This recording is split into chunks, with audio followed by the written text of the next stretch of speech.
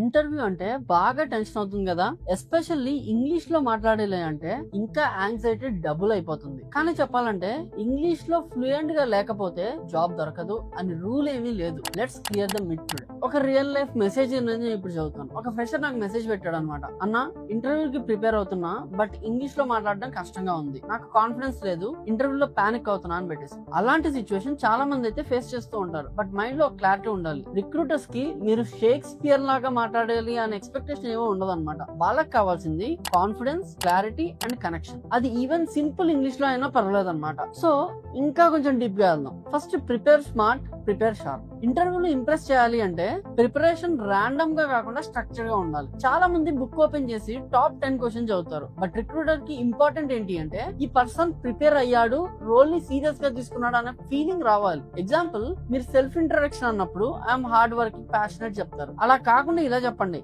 I organized college fest, there I learn a lot about teamwork and handling deadlines. Now I feel like applying that experience in real time. ఇలా real life example ఇస్తే recruiter కి connection ఉంటుంది అనమాట. ఇక్కడ మీకు ఒక చిన్న bonus hack అనేది ఇస్తాను. బిహేవియరల్ క్వశ్చన్ కి స్టార్ మెథడ్ వాడండి. స్టార్ అంటే S for situation, T for task, A for action, R for result. For example, during my internship, I worked on a website optimization. By analyzing the site data and making changes to the layout, I improved the traffic by 40%. ఒకసారి break down చేద్దాం. ఈ పైన example ఉంది కదా, దీన్ని break down చేద్దాం. STAR అంటే situation, during my internship అనే situation. Task, T, I was responsible for optimizing the website అంటే అక్కడ మీరు మీ టాస్క్ ఏంటో చెప్తున్నారు. ఏ అంటే యాక్షన్, ఇక్కడ మీరు I analyse the site data and made changes to the layout అని చెప్తున్నారు. And R is result, traffic improve చేశాను 40% అని చెప్తున్నాను. ఇలా స్టోరీ ఫార్మాట్ లో క్లారిటీగా ఉంటే ఇంపాక్ట్ ఆటోమేటిక్ గా వస్తుంది అనమాట. కాబట్టి అందరూ కూడా ఈ స్టార్ మెథడ్ ని గుర్తుపెట్టుకోండి. Second thing, past, present, future frame లో ఆన్సర్ చేయండి.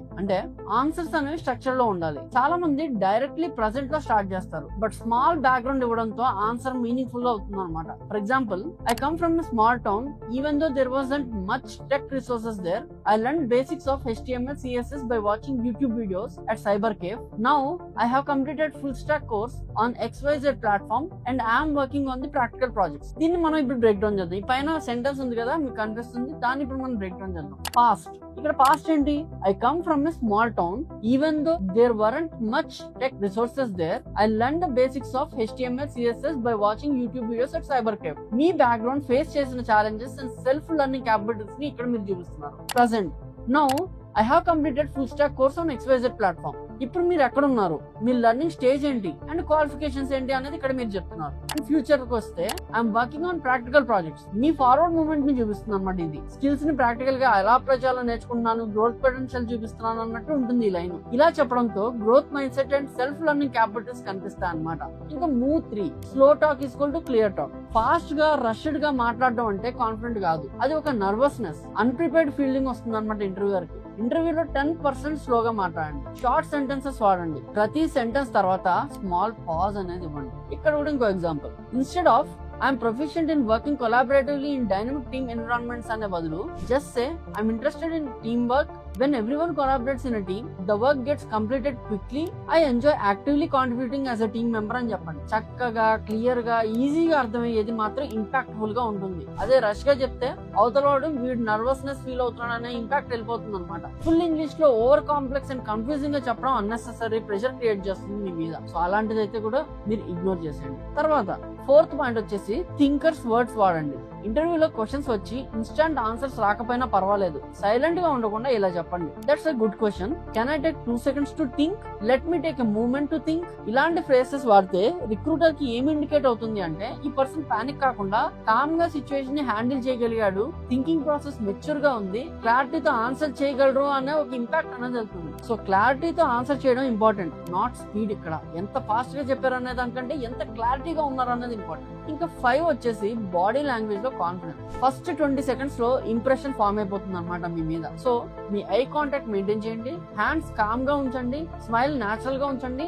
వాయిస్ స్టడీగా ఉండాలి. ఈవెన్ బ్రోకెన్ ఇంగ్లీష్ మాట్లాడినా పర్వాలేదు, స్ట్రాంగ్ ప్రెసెన్స్ అనేది ఉండాలన్నమాట. ఇక్కడ మీకు ఒక ప్రాక్టీస్ టిప్ అనేది ఇస్తాను, జస్ట్ ఇంట్లో ప్రాక్టీస్ చేసుకోండి. కెమెరా ఓపెన్ చేయండి, మాక్ ఆన్సర్ రికార్డ్ చేయండి, ఆడియో మ్యూట్ చేసి మీ బాడీ లాంగ్వేజ్ మీరే అబ్జర్వ్ చేసుకోండి. లైక్ నేచురల్ గా స్మైల్ ఉందా లేదా, షార్ప్ ఐ కాంటాక్ట్ ఉందా లేదా, అండ్ కామ్ హ్యాండ్ మూవ్మెంట్ ఉందా లేదా అని చెప్పి. మీ పోస్టర్ నర్వస్ ఆర్ స్టిఫ్ గా ఉన్నా డిటెక్ట్ చేయొచ్చు.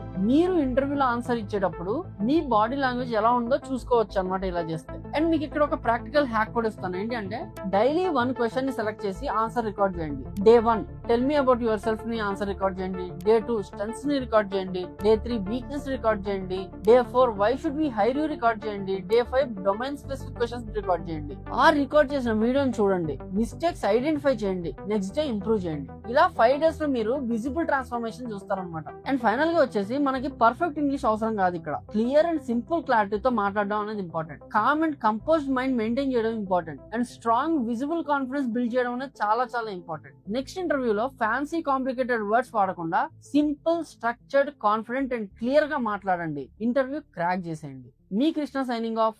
ఈ వీడియో మీకు హెల్ప్ అయినట్టయితే ఒక ఫ్రెండ్ కి షేర్ చేయండి. Let's grow together and do subscribe to FLM. Thank you.